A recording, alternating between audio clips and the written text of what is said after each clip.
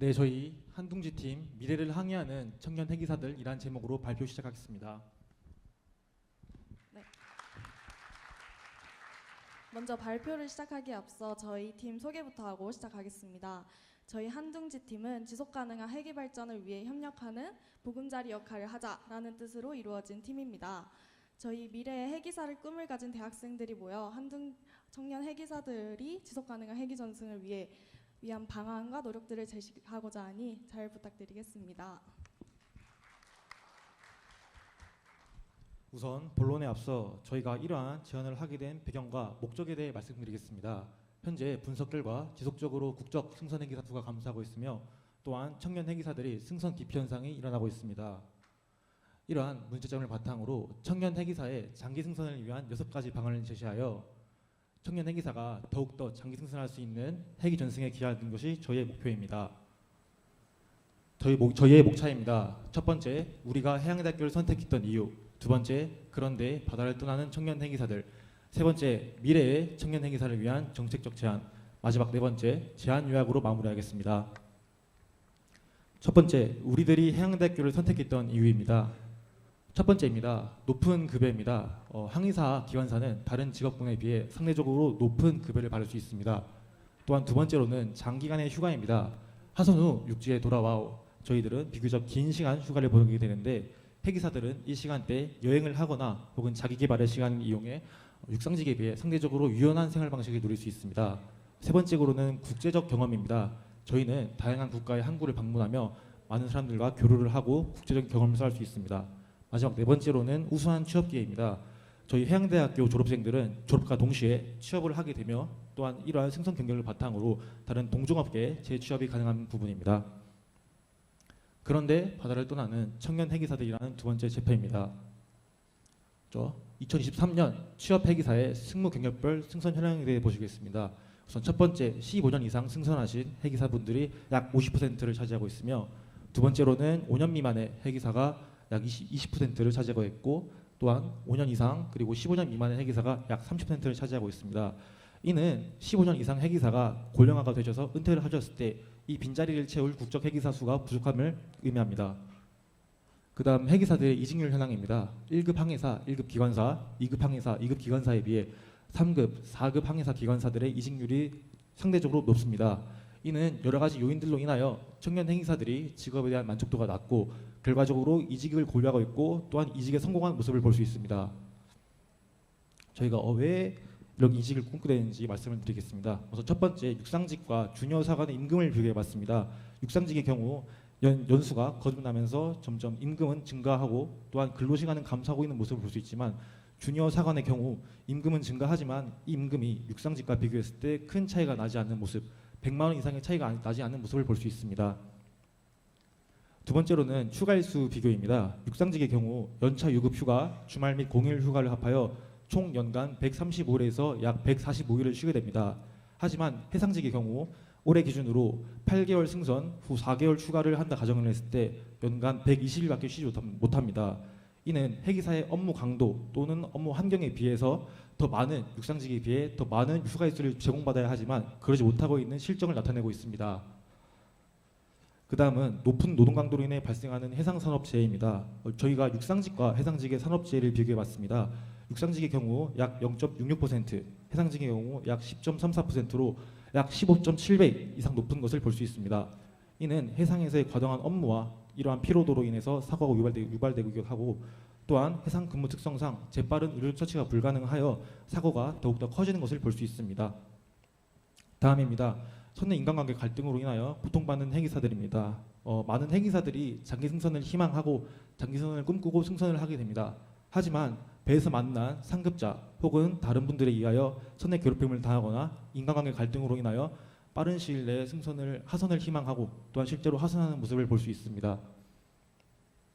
다음은 회기사라는 직업에 대한 상반된 인식입니다. 우선 첫 번째로는 저희가 국가무역의 중심이고 또한 국가에 없어서는 안 되는 존재라는 걸 인식하고 있습니다.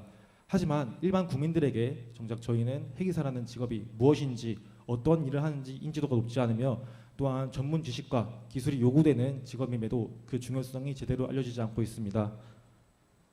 마지막으로 총 정리해봤습니다. 첫 번째, 열악한 근무 환경과 낮은 임금. 두 번째, 극심한 노동 강도입니다. 한 달 평균 총 300시간을 초과하는 과다한 업무량과 육체 노동에 시달리고 있어 이러한 부분이 해소가 필요한 실정입니다. 세 번째로는 선내 인간관계 갈등입니다. 선내 인간관계, 선내 괴롭힘으로 인하여 많은 회계사들이 스트레스를 받고 있습니다. 네 번째로는 직업에 대한 인식입니다.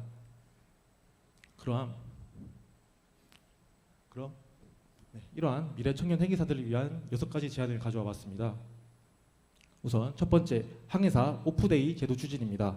또한 두 번째, 회계사를 위한 실질적 복지 확대입니다. 이 두 가지 사항은 뒤에 있을 슬라이드에서 설명드리겠습니다. 네. 세 번째입니다. 선내 괴롭힘 근절 제도 마련입니다. 선내 괴롭힘 가해자가 다른 선사에 취직해 버젓이 근무하고 있다는 얘기를 들었습니다. 이는 선내 괴롭힘 피해자에게 또 다른 큰 상처일 뿐더러 제2, 제3의 피해자를 낳을 수 있는 현실이라 생각을 합니다. 이를 막기 위해 선내 괴롭힘 처벌을 강화할 것을 제안합니다. 피해자와 가해자 사이의 협의를 떠나서 선내 괴롭힘의 수위에 따라 면허 정지, 면허 취소, 취업 제한 등의 강력한 처벌을 통하여 선내 괴롭힘에 경각심을 주는 것이 중요하다 생각을 합니다. 첫 번째, 예비인원 승선을 통한 오프데이 제도입니다. 먼저 육상직의 경우 워라밸을 중시하는 현재 근무 트렌드에 따라 유연근무제, 재택근무제, 주 4일, 주 4.5일제, 주 5일제 근무를 하고 있습니다. 하지만 항해사의 경우 해상근무 특성상 월화수목 금금금 주 7일 최소 8시간 이상의 근무를 하고 있습니다. 또한 승선하는 날부터 하선하는 날까지 단 하루도 쉬지 못하고 일을 하고 있습니다. 이는 시대의 흐름을 따라갈 수 없는 근무 환경이라 생각을 하며 승선 중에 발생하는 피로를 해소할 수 없는 근무 강도입니다. 저희는 이러한 부분을 해결하기 위해 예비 항해사 1명을 추가적으로 승선을 하여 오프데이 제도를 도입을 제안합니다. 당직 항해사가 적어도 주 1회는 쉴 수 있게 환경을 만들어 당직 항해사의 피로도를 관리하고 또한 승선 중에 스트레스를 낮추는 것이 중요할 것이라 생각합니다. 두 번째는 해기사를 위한 실질적 복지 방안입니다. 우선 첫 번째는 해기사 산재에 대한 사회보험화입니다. 현재 승선 중인 해기사가 승선 중 상병을 얻었거나 다쳤을 시 P&I 클럽에서 이러한 상해에 대한 보상을 진행하는 것으로 알고 있습니다. 하지만 이러한 부분이 제대로 보상이 되지 않거나 보상이 어려운 부분인 걸 알고 있습니다. 이러한 부분을 개선하기 위해 해기사가 승선 근무 중 발생하는 산업재해에 대하여 근로복지공단 혹은 국가에서 한 가지 기관을 지정을 하여서 해기사의 산업재해에 대해 보상을 하고 관리하는 전담 기관이 있었으면 좋겠습니다. 해기사가 국가 필수 인력인 만큼 더욱 국가에서 섬세한 관리가 필요하다 생각을 합니다. 두 번째는 외양선원 주택특별공급 제도 개선입니다. 현재 한국선원복지고용센터에서 외양선원에 대해 주택특별공급 제도를 시행하고 있지만 시행되지 얼마 되지 않았고 또한 이에 대한 홍보가 부족하여 실제로 이익을 얻는 해기사가 없거나 부족한 것으로 알고 있습니다. 이러한 부분을 개선을 해서 국가에서 해기사의 주거 문제도 일정 부분 책임을 지어서 우수 해기사 혹은 많은 해기사들이 주거 문제에 대해 어려움을 해소를 하고 더욱더 가벼운 마음으로 승선할 수 있도록 제도를 개선해야 된다 생각을 합니다. 마지막은 해기사를 위한 재정상담 지원입니다. 해기사의 경우 승선을 통해 모은 돈은 많지만 정작 경제 지식이나 투자 경험이 적어서 자산을 관리하는 데 어려움을 겪는 경우가 많습니다. 이를 위해 재정상담사의 도움을 통해 장기적인 투자의 계획을 세우고 또한 장기적인 승선 계획을 세울 수 있게 해 장기 승선을 유도해야 될 것입니다. 다음 네 번째, 국가적 지원 확대입니다. 첫 번째, 전면 비과세 제도입니다. 우리나라가 정말 국제적인 해기 강국을 꿈꾼다면 선원에 대한 대우 역시 국제적 표준을 따라가야 된다 생각을 합니다.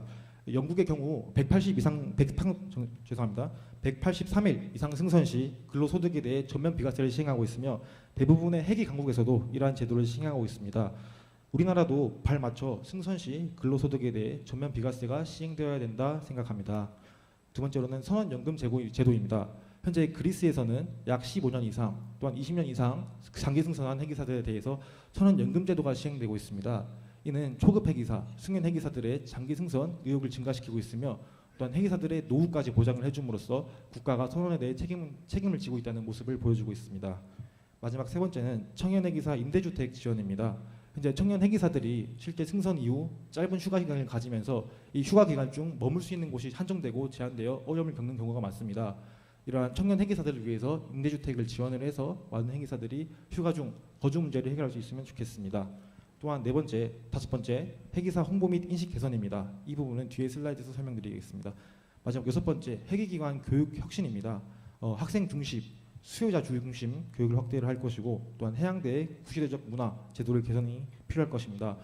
일단 저희가 실제 학교에서 수업을 들으면서 많은 과목을 공부하게 되지만 대부분의 과목들이 회계 과목에 묶여 있어서 실제로 저희가 미래 꿈을 꿀 수 있는 심화 전공이나 아니면 실제 직무에 대한 교육은 부족한 실정입니다.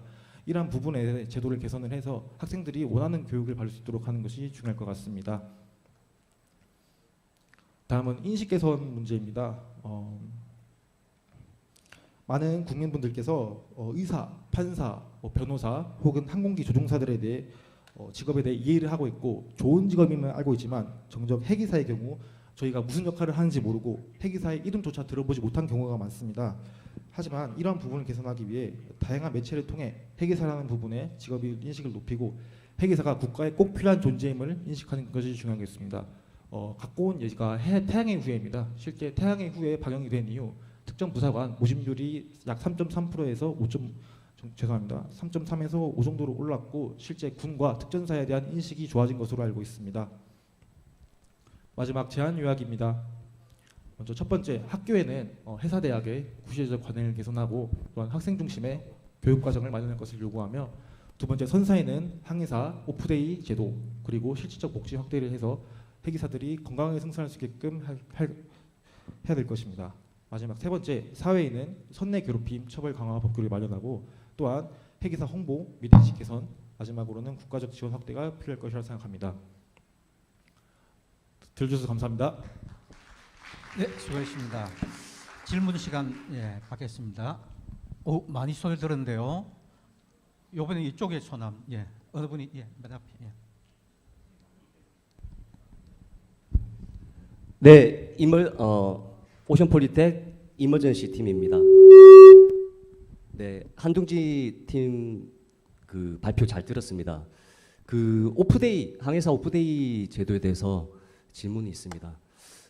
그 항해사님들의 항해사로 근무하실 분들의 그 피로 누적 인정합니다. 인정하는데 만약에 그렇게 엑스트라로 항해사를 태운다면 몇 명을 태울 것이고 그리고 지금 추세가 선원들의 숫자를 자동화나 이런 걸 통해서 줄이는 추세인데 반대로 태운다면 어떤 문제가 근무는 어떻게 할 것이고 그리고 어떤 사고가 발생됐을 때 그때 책임 소재는 어떻게 될지 이런 것들에 대해서 좀 궁금합니다.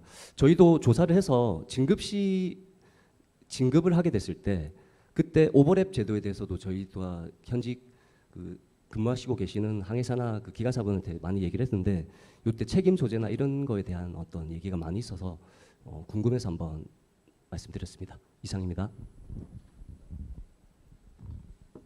일단 저희가 기본적으로 계획한 사항에서는 주 1회 3등 항해사, 2등 항해사, 1등 항해사 혹은 당직을 들어가는 모든 항해사들이 주 1회는 휴가가 보장되게끔 하는 것이 저희의 목표입니다. 일단 제가 알기로는 현재 선박이 점점 대형화되고 첨단화되면서 기존에 적은 인력만 투입이 되는 것이 아닌 점점 많은 인력이 필요한 것으로 알고 있습니다. 그런 인력을 투입을 했을 때 추가적으로 일정 정도의 숙련된 항해사를 투입을 해서 이러한 인력이 당직을 수행하게 된다면은 당직에 대한 안전성 그런 문제나 그런 부분이 해소된다 생각을 하고 또한 책임 소재 같은 경우는 항해사 같은 경우는 제가 승선했던 선박의 경우 항해사가 3명이 아닌 4명, 5명 추가적으로 승선했었습니다. 이러한 항해사들이 모두 항해 당직에 등록이 되어 있기 때문에 그런 부분에 대해서는 크게 문제가 안 된다 생각을 합니다. 맨 뒤쪽에.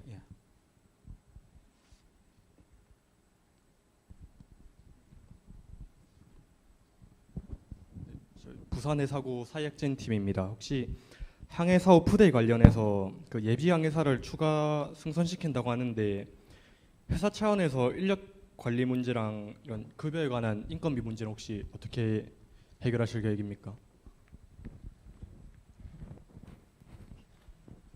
제가 생각을 했을 때 예비 항해사를 승선하여서 발생하는 어떤 급여 그런 부분과 반면에 선박이 사고가 발생해서 그에 대한 손익을 비교해봤을 때 결국 회계사를 추가 승선시키는 게 훨씬 낫다는 판단이 들었기 때문에 이러한 제도를 제안드렸습니다. 한 분만 더 받겠습니다. 이쪽에. 네, 안녕하십니까. 국립해양대학교 마린스피릿 팀입니다.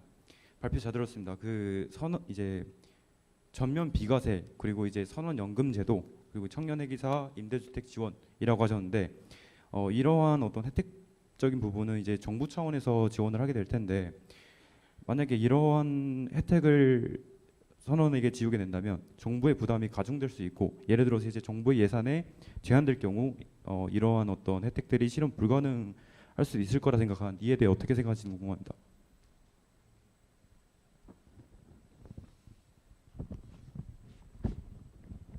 네, 그 부분에 대해서 답변드리겠습니다.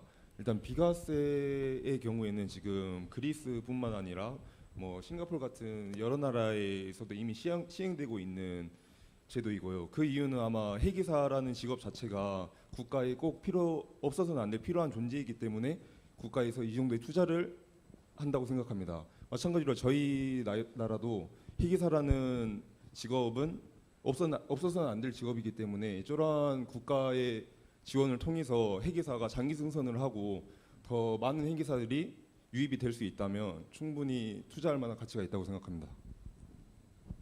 네, 여기까지 하겠습니다. 네, 감사합니다.